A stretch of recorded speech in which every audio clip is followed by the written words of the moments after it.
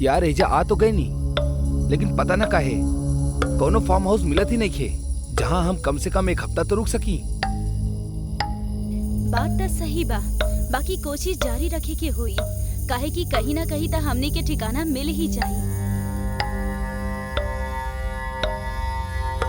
बाबू साहेब, का आप लोग रहे के जगह ढूंढ रहल बाड़े? हाँ, लेकिन आपके बारे? हमार नाम जय शुक्ला और हम यही जगह ही निवासी बानी। हमारे को पुराना लेकिन आलीशान फार्म हाउस बा जौन शहर के एकदम कोने में बा। दो कपल अपना हॉलीडे के एंजॉय करे खातिर मनाली गए रहले, जहाँ उनकरा कहीं भी रहे के खातिर होटल रूम ना मिलत रहे। लेकिन एगो आदमी उनकरा पास आवेला और उनकरा ई ऑफर करत करत कहेला कि आप चाही तो हमार मकान में रह सकेनी। किराया लगभग आधा रहे और एमे भी अच्छी बात ई रहे कि फार्म हाउस बहुत बड़ा और आलीशान रहे, लेकिन हर खूबसूरती के पीछे कोनो न कोनो खतरनाक सच छुपा होकेला। देखी साहब, ये घर तो काफी अच्छा बा, लेकिन प्लीज यहाँ ज्यादा शोर शराबा ना करी और बेसमेंट के दरवाजा हमेशा बंद ही रखिया। हम का करब और का ना करब एकर चिंता आप मत करी, आपके आपन किराया मिल जाई, बस आप यही से मतलब रखिए। सुशांत जय शुक्ला रूम मालिक के बात के एकदम से नजरअंदाज कर देलस और उनके वहां से जाए के कह देलस। आज ट्रैवलिंग की वजह से सब काफी ज्यादा थक चुकल रहे, यही वजह से सब तुरंत ही बेड पकड़ल सही समझ ले। रात 12 बजे अचानक से तेज गुर्राहट सुनाई पड़े लगल। कोनो जानवर रहल जौन जोरों से गुर्रात रहल और ये आवाज लगातार आवत रहल। स्नेहा उठा, तोरा के कुछ सुनाई देता? हाँ यार, बाकी ये आवाज बहुत अजीब और डरावना लगा था। कोनो आदमखोर जानवर रहल जेकर लगातार तेज गुर्राहट उ चारों के नींद उड़ा देलस और ओकर बाद सब लिविंग एरिया में पहुंचले। ओह शिट, मकान मालिक के 15 मिस्ड कॉल, ऐसा का तूफान आ गई? वो घर के मालिक उनकरा के 15 मिस कॉल देले रहले। गहरा और थकावट से भरल नींद और फोन के साइलेंट होखला के कारण वो फोन के ना देख पौलस। यही वजह से वो रूम मालिक के कॉल बैक कैलस। हेलो, अरे शुक्ला साहब, ऐसन का हो गए कि आपके इतना ज्यादा मिस कॉल बा? साहब, आप लोग आज गलत समय पे गलत जगह पर आ गए बानी, हमरा के माफ कर दी। हम कुछ पैसा के लालच में आपके वो फार्म हाउस के सच बतावल जरूरी ना समझनी। सबसे पहले तो आप जाके बेसमेंट के दरवाजा बंद करी, काहे कि हमरा के तो बाद में याद होगस कि वो दरवाजा तो खुलल ही बा। वो हैवान कबो भी वजह से निकल सकेला। कौन हैवान? आप का बात कर रहल बाड़े? इतना में फोन अपने आप कट गई। मकान मालिक कुछ बहुत ही जरूरी बात बतावे के कोशिश करत रहे, लेकिन अफसोस आज किस्मत भी इनकर के साथ न रही। का बहन? सुमित? का बात बहन? वो कुछ बेसमेंट के बारे में बतावत रहले कि जल्दी से दरवाजा बंद करला, वरना वो हैवान कबो भी वजह से बाहर निकल सकेला। इस शुक्ला भी ना, यही से तबे हम एकरा पे गुस्सा कर ले रही। ये कोनो वक्त बाका मजा करेगी। इतने में एक और तेज गुर्राहट पूरे फार्म हाउस में गूंजे लागल। यार तुम लोग रुका, हम बस अब वहीं देख के आवतानी कि कहीं बेसमेंट से तो ये आवाज ना आवता। तुम्हें भागकर बेसमेंट की तरफ गए और दरवाजा बंद करे के मकसद से वो बेसमेंट के बाहर खड़ा हो जाला और तब भी सुमित के एगो तेज चीख निकल जाला, जैसे सब बहुत ज्यादा घबरा जाले। Oh shit, Sumit, Sumit! हर केहू सुमित की आवाज लगावत लगावत बेसमेंट में पहुंच जाले। तब उनकर होश उड़ जाला, उनकर पैर, हाथ और जबान सब एक साथ है कांपे लागेला। सुमित! क्या हो गई भगवान? चुप हो जा निधि, वाकई ये बहुत ज्यादा दर्दनाक बा, लेकिन हम ये हैवान के ना छोड़ब। अब ही के लिए शांत रहा, काहे कि हल्का आहट से हमनियों के उहे हाल हुई जौन सुमित के भाई। जब वो सब सुमित के चीख पे बेसमेंट में गई नी तो देखनी एगो 7 फीट के मॉन्स्टर उल्टी दिशा में घूम के सुमित के गर्दन के नोचे जा रहा। ये दिल दहला कर रख देवे वाला दृश्य देख के बचल तीनों धीरे धीरे पीछे हटे लगले। वो तीनों एग्जिट गेट के करीब पहुंच चुकल रहले, लेकिन तब पे वो मॉन्स्टर एकदम उनके सामने आके खड़ा हो गई और अपन तलवार से सुशांत के गर्दन के एक पल में ओकर शरीर से अलग कर देलस। ऐसे पहले कि वो मॉन्स्टर निधि और स्नेहा के तरफ बढ़त एगो तेज फायर स्मोक रहल, वो जौन पूरे घर में फैले लागल, जैसे वो शैतान पीछे हटे लागल। ऐसा लागत रहे ओके उस चीज से डर लागत रहल। तब पे दरवाजा पे दस्तक भइल। दरवाजा खुला, हम बानी शुक्ला। वो दोनों बहुत ज्यादा डर गए रहली और दरवाजा खोले पे उनके बाहर उनके मकान के मालिक खड़ा दिखल। ओकर भी आंख में आंसू रहल। मैडम जल्दी से एजा से निकल जाई, ई जौन शैतान से वहीं आपके सामना भइल रहल, वो असल में एगो ऐसा शैतान है जो इंसान के जिस्म के पूरा खून निकल जाला। अगर एकरा थोड़ा सा भी केहू के खून के गंध लग गई तो ये अपना गुर्राहट से ओकरा के अपना पास बुलावेला और ओकरा के अपना जरिया बना के ओकरा साथ आयल हर एक शख्स के मौत के घाट उतार देवेला। हाँ, वैसे आज राइडिंग के समय सुमित के पैर छिल गए रहे। हो सकेला शायद उहे खून के वो हैवान गंध ले लेने होके। हो सकेला ना, यही भइल बा, लेकिन वो हैवान के आग और एकर धुआं से बहुत डर लागेला।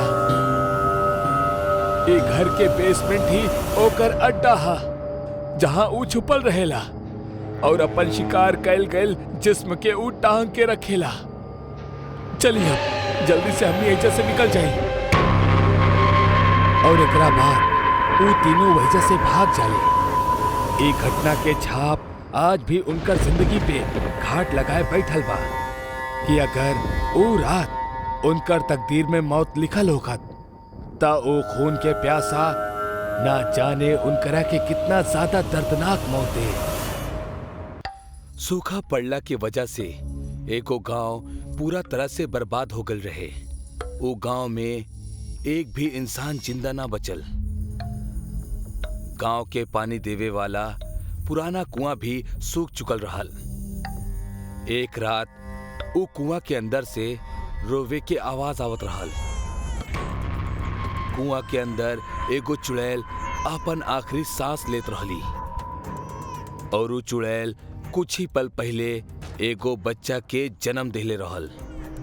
वो बच्चा भूख से रोवत रहल।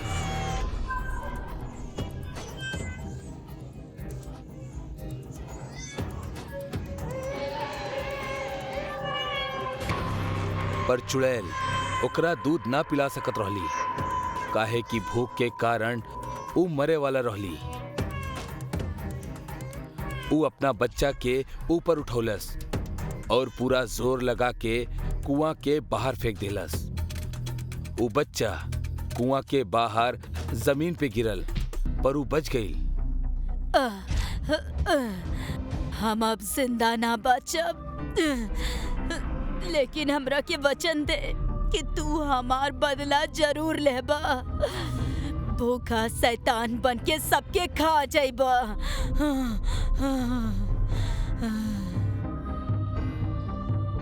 चुड़ैल के कहब खत्म होकर थी, कुआं के पत्थर हिले लगले और बच्चा के रोअब और भी बढ़ गई। कुआं के सारा पत्थर एक एक करके अंदर चुड़ैल पे गिरे लगले और देखत ही देखत पूरा कुआं पत्थर से ढक गई। चुड़ैल के मरला के बाद वो बच्चा रोवत रोवत वहां से गायब हो गई और फिर कब्बो ना दिखाई देलस। वो गांव से बहुत दूर दूसरा गांव में एगो आदमी के मौत हो गई रहे और लोग ओकरा के जलावे के खातिर लेके जात रहले। सारा विधि पूरा हो चुकल रहली और अब ओकरा अग्नि देवे वाला रहले। एगो आदमी ओकरा के अग्नि देलस। आसपास बहुत सा लोग के रोवे के आवाज आवत रहल। अचानक वो रोवत रोवत बच्चा उड़त उड़त आयल और लाश के अंदर घुस गई। ई घटना इतना तेज भइल कि केहू के कुछ समझ में ना आयल कि आखिर भइल का। पर थोड़ा देर बाद सारा लकड़ी जले लागल, पर लाश पे कुछ असर ना होकत रहल। वहां के सारा लोग डरे लगले। सारा लकड़ी जल जइला के बाद वो लाश अपना आप उठे लागल, पर ओकर पैर पे वो लागल आग वैसने रहल। लाश उठ के खड़ा हो गई और ओकरा देख के वहां के सारा लोग डर के भागे लगले। खाना चाहिए। वो मरल आदमी में चुड़ैल के बच्चा के प्रवेश हो गए रहे और अब वो भूखा शैतान बन के अपन माँ के बदला लेवे खातिर आयल रहल। वो शैतान जला लकड़ी के खा लेहलस और वो अब केहू इंसान के खाए खातिर भागे लागल। वो एगो आदमी के पकड़ के उठौलस और अपना पैर के आग से ओकरा जलावे लागल। ओकर शरीर पूरा तरह से जल जइला के बाद शैतान ओकरा खा लेहलस। शैतान गांव पे कोनो मुसीबत के तरह टूट पड़ल और वो केहू के भी न छोड़लस। औरत, बच्चा, बूढ़ा, जवान सबके जला के खाए लागल। चारों तरफ गांव वालन के चीख सुनाई देवे लागल। कुछ देर बाद पूरा गांव शांत हो गल रहे, काहे कि सबके इस शैतान खा ले रहल। पर ऊ अबहिनो भूखा रहल। ऊ अपना आसपास देखे लागल, जोर जोर से चिल्लाए लागल। ओकर भयानक आवाज सुन के पेड़ के पीछे छिपल एगो आदमी वहां से भागे लागल। पर तब भी शैतान के नजर ऊ इंसान पे पड़ गई। शैतान ऊ भागत इंसान के देख लेलस। वो इंसान और तेजी से भागे लागल, पर शैतान के मुकाबला ना कर पौलस और वो पकड़ गई। तो ये गांव में अकेला ही बचल बड़ा या और भी केहू बा? हमरा के कुछ ना पता, हमरा के छोड़ दा। हमार भूख अभी तक शांत ना भइल बा, एही से हम तहरा के ना छोड़ सकेनी। हमरा खैला के बाद तू का खइबा और केकरा के खइबा? शैतान सोच में पड़ गई, पर अचानक ओकरा एगो बात याद आ गई। तो ओकर चिंता मत करा, हमार भूख सिर्फ इंसान के मोहताज नहीं खे, हम जानवर के भी खा सकेनी। जा जानवर के खाला, पर हमरा के छोड़ दा, हम तहर पैर पड़ता नहीं। वो इंसान जैसे ही उस शैतान के पैर पकड़े के खातिर नीचे झुकल, पैर के आग ओकरा जलावब शुरू कर देहलस और थोड़ा ही देर में वो पूरी तरह से जल गई। मूर्ख इंसान, खुद ही हमार आग से जल गई। शैतान वो इंसान के भी खा लेलस, पर ओकर भूख अभी तक शांत ना भइल रहे। और खाना चाहिए। इंसान के खैला के बाद वो शैतान अब खेत की तरफ बढ़े लागल। वो सारा खेत में आग लगा देहलस, जेमें बहुत सा पेड़ और जानवर जल गईले। वो सब के खा गईल, पर फिर भी ओकर भूख शांत ना होखत रहल। ऐसन करत करत वो शैतान सारा गांव खा गईल। जमीन पूरा तरह से जल गल रहे। इतना में एगो गाड़ी आके उस शैतान के सामने रुक गई।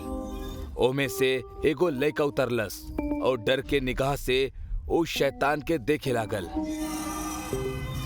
ताऊजी, ई आपके का हो गइल बा? हमरा तो आपके मरे के खबर दिहल गइल रहे, लेकिन आप तो और खाना। शैतान की आवाज सुन के लड़का बहुत डर गई और पीछे जा लागल। आपके आवाज तो ऐसा न रहे और आपके पैर जल रहा बा। हमार पास आवा। लड़का भागे लागल पर उस शैतान ओकरा पकड़ लेलस और आग से जलावे लागल। लड़का के चिल्लाए के आवाज दूर दूर तक गूंजत रहल। शैतान ओकरा खा गई। लड़का के खैला के बाद ओकर नजर ओके गाड़ी पे पड़ल। वो गाड़ी पे छलांग लगौलस और गाड़ी के जलावे लागल। जैसे ही गाड़ी में आग पकड़लस, थोड़ा ही देर में गाड़ी फट गई। गाड़ी के साथ साथ शैतान के शरीर के भी टुकड़ा टुकड़ा हो गई और वो बच्चा वो शरीर से बाहर आ गई। बच्चा भूख के मारे जोर जोर से रोवत रहल और ओकर आवाज वो वीरान जगह पे गूंजत रहल।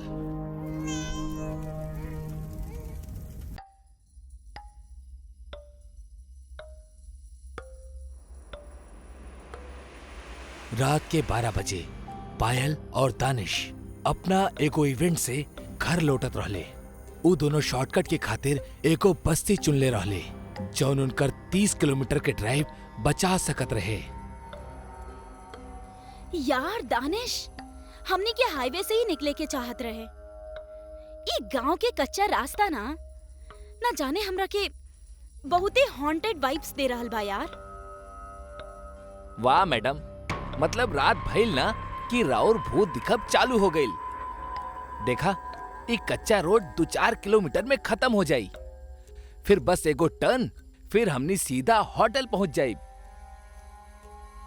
दानिश और पायल दोनों कार में बैठ के एक दूसरे से बात करत रहले और दानिश भी वो कार के गांव के कच्चा सड़क पर दौड़ावत रहे। दानिश, तोहरा के का हमनी के गाड़ी के अलावा केहू भी दोसर गाड़ी दिखाई दे रहल बा?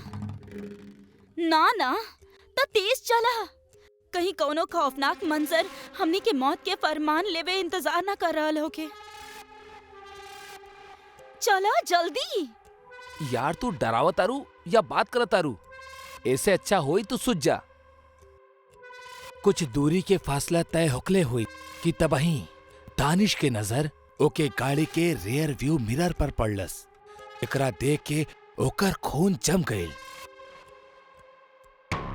दानिश अपना गाड़ी के शीशा में देखलस एगो इंसान बिना सिर वाला जौन ओकरा गाड़ी के पीछे पीछे दौड़त रहल और ओकरा हाथ में एक तेज धार वाला कुल्हाड़ी भी बा।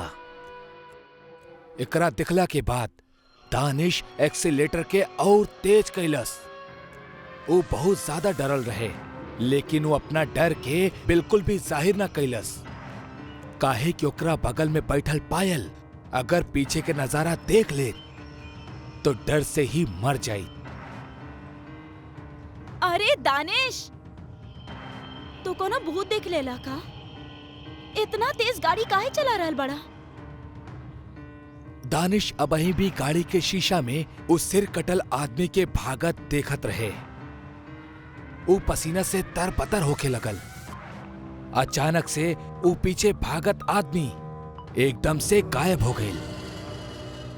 दानिश के जान में जान आयल, लेकिन तब भी गाड़ी के छत पे जोर से आकर कुछो गिरल।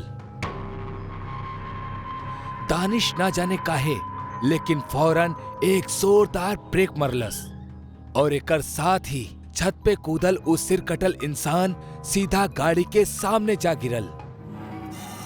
वो डरावना इंसान के दिखला के बाद पायल के एक भयानक चीख निकल गई। और भला निकलत भी काहे ना, वो आदमी इतना डरावना जौन लागत रहे। ओकरा धड़ से सिर अलग जो रहे, ओकर कद भी 6 फुट के रहे। ओकरा हाथ में एक धारदार हथियार रहे जेकरा वो अंधाधुंध चलाए जात रहल। आस पास के पूरा माहौल एकदम गुफ अंधेरा और शांत माहौल में खोल रहे।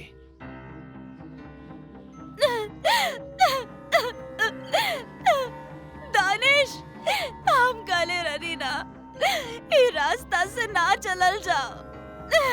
ये रास्ता हमनी के मार दी। पायल शांत हो जा और चुपचाप बैठल रहा। एकरा बाद उस सिर कटा इंसान धीरे धीरे गाड़ी के पास आवे लगल और अंधाधुन अपन कुल्हाड़ी चलावत जात रहे। ओकरा कुछो दिखाई ना देत रहल। एही वजह से वो कुल्हाड़ी के कब्बो गाड़ी के बोनट पर मारत तो कब्बो गाड़ी के हेडलाइट पे। लेकिन ओकर असल मकसद रहे वो दोनों के सिर, जौन गाड़ी में एकदम सांस रोककर बैठल रहले। हम समझ गए बानी ये राक्षस के खेल। ई सिर्फ हमनी के महसूस कर सकेला। एकरा कुछो भी दिखाई चाहे सुनाई ना देवेला, काहे कि ओकरा पास सिर नहीं खे। त तू का चाहता रू कि हम ऐसे गाड़ी में बैठ के मौत के इंतजार करत रही कि कब वो एजा आई और हमार सिर हमार शरीर से अलग कर देई और हम दर्दनाक मौत की नींद सुझ जाई।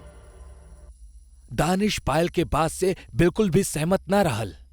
वो पायल के भागे के कहलस, लेकिन पायल गाड़ी के सीट से चिपक के बैठल रहे।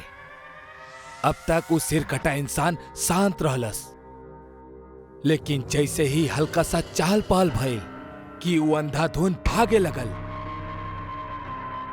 वो दानिश के पीछा करे लगल और दानिश चिल्लात चिल्लात खेत की तरफ भागे लगल। लेकिन तब में उस शैतान दानिश के गर्दन के अपन धारदार कुल्हाड़ी से काट देलस, जैसे दानिश के बदन खेत में ऐसने तड़पत और छटपटात रहे। और एकरा बाद जौन भयानक दृश्य पायल के सामने रहल वो ई रहल कि ओकरा बाद वो एक और खौफनाक मंजर के देखलस। वो देखलस कि वो शैतान सूंघत सूंघत दानिश के कटल सिर के पास पहुंचलस और उस सिर के वो अपना गर्दन पे लगा लेलस। बाप रे, ये तो बहुत बेरहम हैवान बा। हमरा के जल्दी निकले के होगी। ऐसे पहले उस शैतान पायल की तरफ आ पावत पायल गाड़ी के रिवर्स लेलस और उस श्रापित रास्ता और उस सिर कटा इंसान के दहशत से बच निकलल। पायल एगो खुशनसीब लड़की रहल जौन उ रात मौत के मुंह के एकदम करीब से जान बचाकर निकल गई। उस सिर कटल इंसान पिछला 15 साल से उहे श्रापित बस्ती में घूमत रहेले और जेकरा भी ओकर बू लग जावेला ओकर भी उस सिर धड़ से अलग करके ओकरा भी उस सिर कटा इंसान बना देवेला। वाकई जिंदगी में उ मंजर के देखल कितना खौफनाक होखल जब राउर कौनो ऐसन इंसान के देखी जेकर सिर कटल होखे और भूतिया भाषा में ओकरा सिर कटा इंसान कहेले।